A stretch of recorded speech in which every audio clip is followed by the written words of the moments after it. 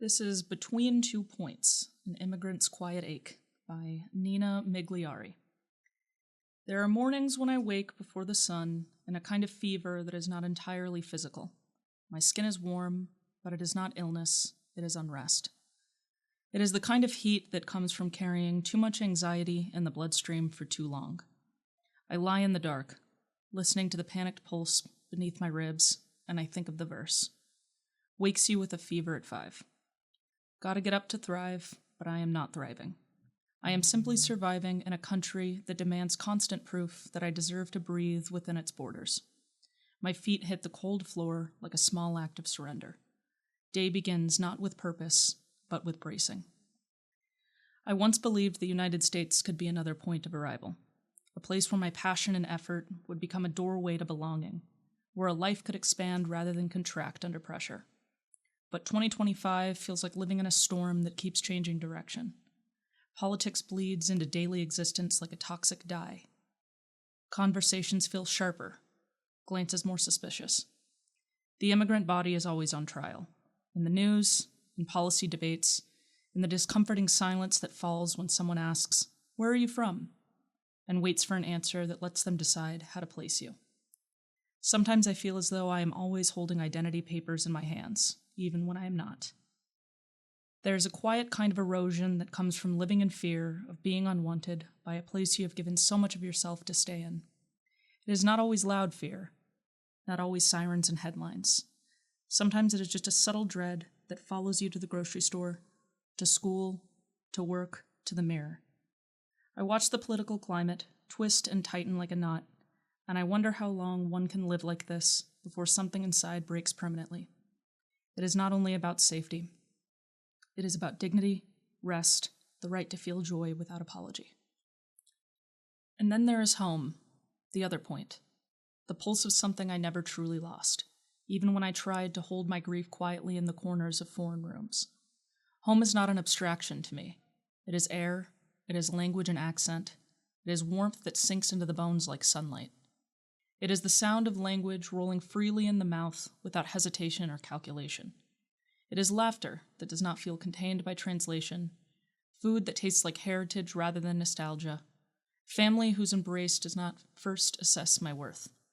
Therefore, I do not rehearse who I am before speaking. There, I am simply returned rather than questioned. Sometimes I imagine stepping off a plane and recognizing the smell of the air, that faint mix of warmth, earth, and fruit that no other place carries.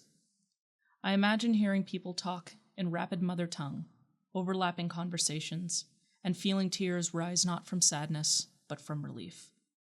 In this imagining, nobody asks me to justify my presence. I am not exceptional there. I am simply someone who has come back. But leaving isn't simple. America is a place I have struggled for, sacrificed for, shaped myself around like a tight garment. To return home might feel like failure in the narrative immigrants are expected to carry, the myth of upward motion without reversal. I wonder if going back would feel like exhale or defeat. I think about the people I would leave there, the half-built future I cannot perfectly abandon, the version of myself that learned to navigate this place even while it bruised me. I fear losing what I have already endured so much to gain. I fear having nothing firm under my feet on either side. I am living between 2 points, suspended, like Gilmore's melody, a guitar note that lingers just long enough to ache, between fear and hope, between exhaustion and possibility, between what I have left behind and what I have not yet claimed, between a land that drains me and one that still calls me by name. The immigrant condition is not just about geography. It is about identity stretched thin across borderlines, about existing in translation even when silent. It is philosophical exile, a state of continuous becoming, never fully arrived. In this liminal state, I question everything. What does progress mean if it costs me peace?